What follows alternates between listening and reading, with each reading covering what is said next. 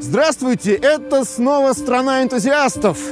Экспедиция длиной в 25 тысяч километров и 50 дней из Магадана на Кольский полуостров на норвежскую границу. И мы добрались до Якутска. После трассы Колыма, после этих абсолютно диких краев, Якутск со светофорами, магазинами, ресторанами. 300-тысячный Якутск, вроде бы не очень большой город, кажется настоящим мегаполисом и центром мировой цивилизации.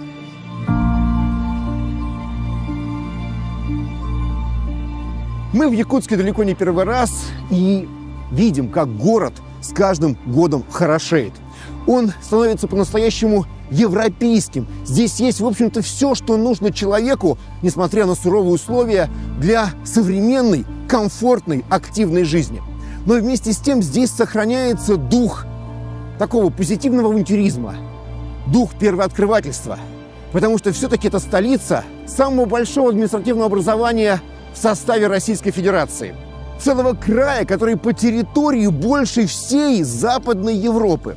Но с очень маленькой плотностью населения и с огромным количеством абсолютно диких, нетронутых пространств. Петр Бекетов, который основал Якутск почти 400 лет назад, и сегодня может гордиться своими потомками, людьми, которые продолжают его дело, продолжают открывать эти бескрайние края. И с одним из таких героев нашей экспедиции «Страна энтузиастов» мы сейчас и познакомимся.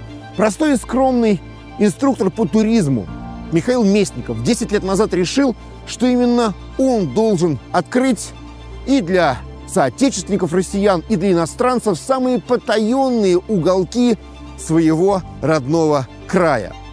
И он это сделал, став одним из лидеров российской туристической индустрии. И сделал он это, опираясь только на собственный опыт, собственные знания и веру в то дело, которому решил себя посвятить. Ну и, конечно, верой в друзей, которые ему помогли.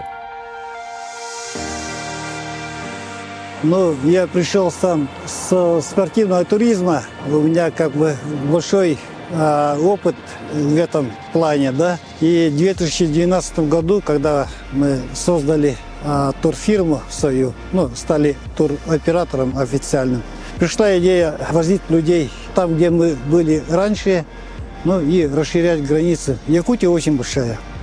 И тут очень много неизвестных мест. Бывало так, что сами местные не знают такие места, где водопады, наледи, скалы. Они не знали. В последние годы появился большой интерес с западных регионов страны и восточных тоже. Начиная от Владивостока до Мурманска, до Карелии приезжают. В последние годы подъем такой большой активного туризма. Люди стали ходить, и как бы мы попали в эту струю, в этот поток. Возможно, какая-то часть этого заслуга наша, то, что это мы их стали поддерживать в этом начинании, возить их, и они вместе с нами это стали ездить туда, где это раньше невозможно было. А все начиналось с одного маршрута, не описанного ни в одном официальном путеводителе. Есть река Синяя. Синские столбы, они не менее интересны, чем Ленские столбы знаменитые. В 2012 году, когда собирали первую группу, мы еле собрали группу из 4 человек, туристов. Пошли отчеты, фотоотчеты в этих соцсетях, люди стали узнавать. Буквально через 3-4 года уже стали собирать группы по летнее время по 8, по 10 групп за летнее время, и притом группы полные. В начале этого года маршрут «Золотые скалы реки Синяя» занял первое место в России в конкурсе маршрутов «Маршрут года». Даже в условиях устойчивой сложившейся инфраструктуры и раскрученных достопримечательностей требуется немало усилий, чтобы привлечь гостей к новому маршруту. А когда этот маршрут еще никем не хожен? Популяризировать один маршрут – это где-то 2-3 года. 2-3 года, чтобы люди узнали. Начинается с малого.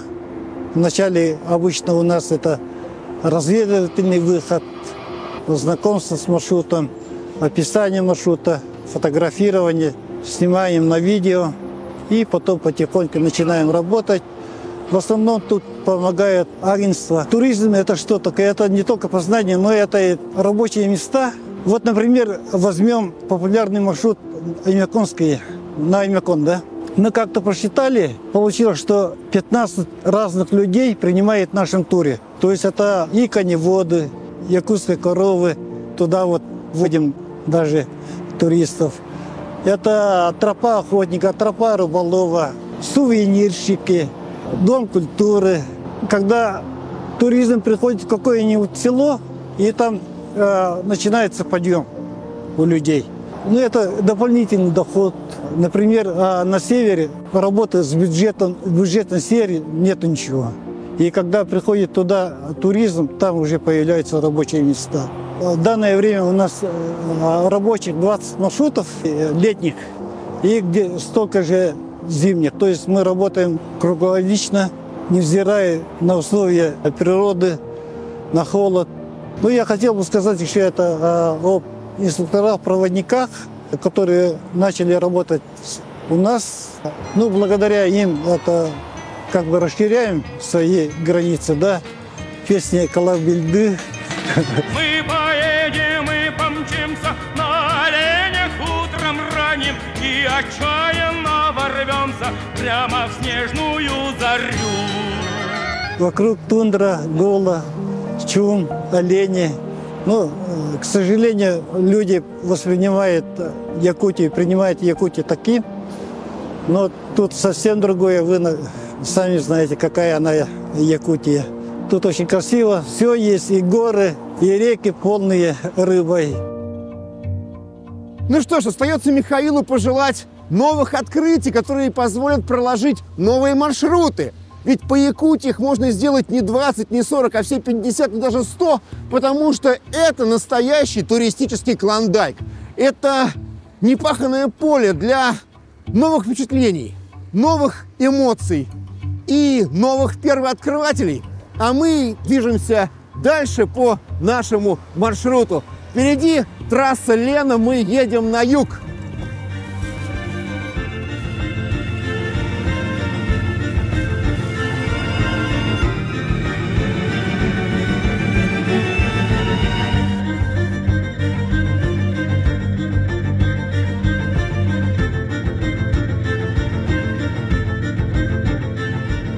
Для того, чтобы нам вернуться на федеральную трассу, теперь уже Лена, нам нужно опять оказаться в Нижнем Бестяке, там, где заканчивается трасса Колыма. И вот для этого придется воспользоваться снова паромом, потому что Якутск стоит на другом берегу Великой Сибирской реки. Это огромная проблема для жителей одного из самых больших городов Восточной Сибири. На лыжах ходили. Ух ты! Вы на лыжах ходили в Тикси? Да. Обалдеть. На первый день По Лене. Да. Где-то к нам, Ага. Кобе и... Так, что за надо делать? Ну, что-нибудь хорошее вспоминаем. То есть мы оладушком кормим реку. Да. Хорошо. Спасибо вам большое. Спасибо огромное. Спасибо вам.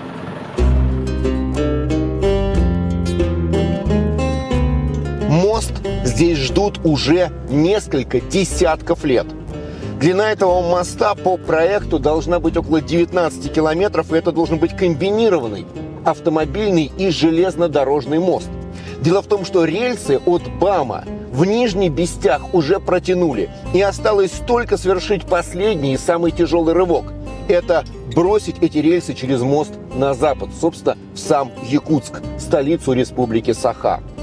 И вот с этим большая проблема. Проект моста уже закончен, начались уже первые работы. Но когда они будут закончены, большой и большой вопрос. А пока паромы. И вот тут надо заметить, что порядок на них наконец-то навели. Вот раньше человек неискушенный, приезжая в Нижний Бестях, например, просто терялся. Откуда уходит паром, где очередь, сколько стоит. Все было абсолютно непрозрачно и, скажем так, понятийно. А сейчас Четкая разметка, светофоры, шлагбаумы, электронные табло с номером парома, на который идет посадка, и указатели причалов. Так что ошибиться невозможно. Но что касается расценок, то они зависят от оператора, ну и от сезона тоже. Сейчас на реке уже встает лед. Еще чуть-чуть и паромы начнут ходить при помощи ледоколов до той поры, пока лед не встанет окончательно.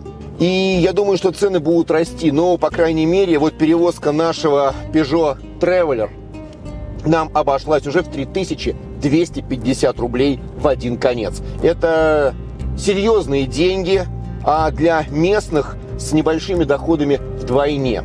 Но пусть и не за копеечку, но мы оказываемся на другом берегу реки, и мы готовы продолжать наше путешествие дальше по стране энтузиастов. Впереди нас ждет трасса Лена. Это 1000 километров до Сковородино, до того места, где трасса Лена будет пересекаться с трассой Амур и выйдет на Транссибирскую железнодорожную магистраль, на Старый Сибирский тракт фактически. Некогда это была страшная дорога. Она была даже ужаснее, чем трасса Колыма, поскольку Колыма идет в основном по скальникам, по твердым породам, а здесь болотины, и машины вязли буквально по зеркала, и легковые, фуры. Но трассу сделали. За нее принялись серьезно лет 10 назад, и сегодня она уже процентов на 75 закатана в асфальт. И я думаю, что еще год-два, и асфальтовая ниточка от Сковородино до Нижнего Бестяха станет беспрерывной. На трассе появились современные бензоколонки, она начинает обрастать добротной инфраструктурой. Но, конечно, все равно места эти остаются дикими и малонаселенными. Более того, если вы думаете, что мы попрощались с зимушкой зимой, то вы ошибаетесь. Мороз и солнце. День чудесный. Ну и по мере нашего продвижения на юг дни становятся длиннее, а цены на топливо падают.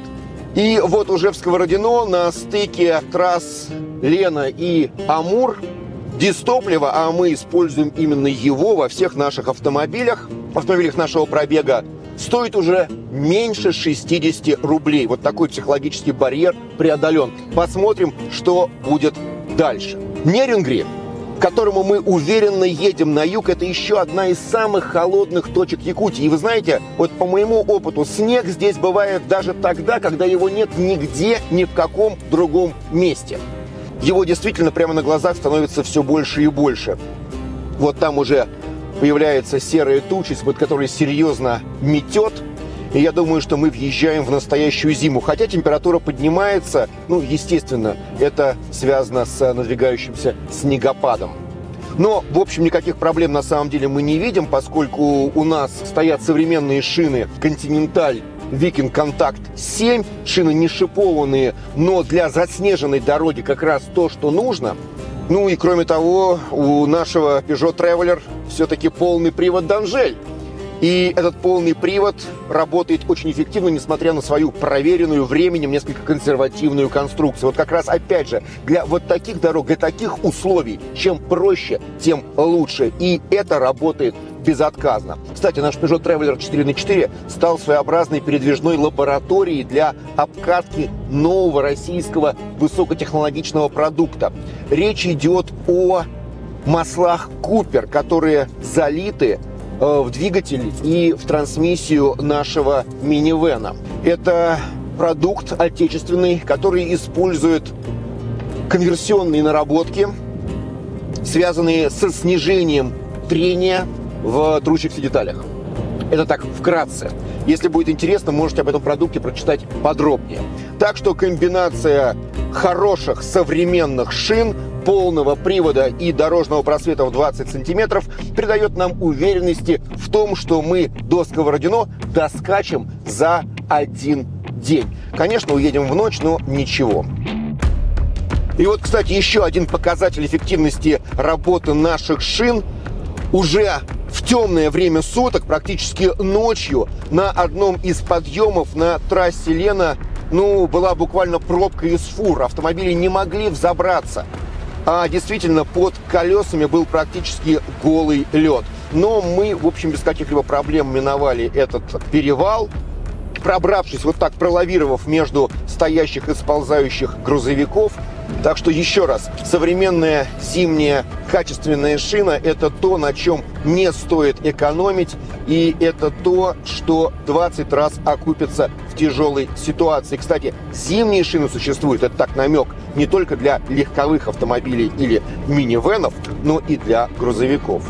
Ну а дальше нас ждет уже всем хорошо знакомая трасса Амур. Трасса, которая во второй половине 2000-х соединила беспрерывным асфальтом и твердым покрытием, в принципе, Читу и Хабаровск. Надо заметить, что дорога эта сегодня абсолютно жива. По ней довольно интенсивное движение. Есть все больше и больше заправок. Раньше их было крайне мало.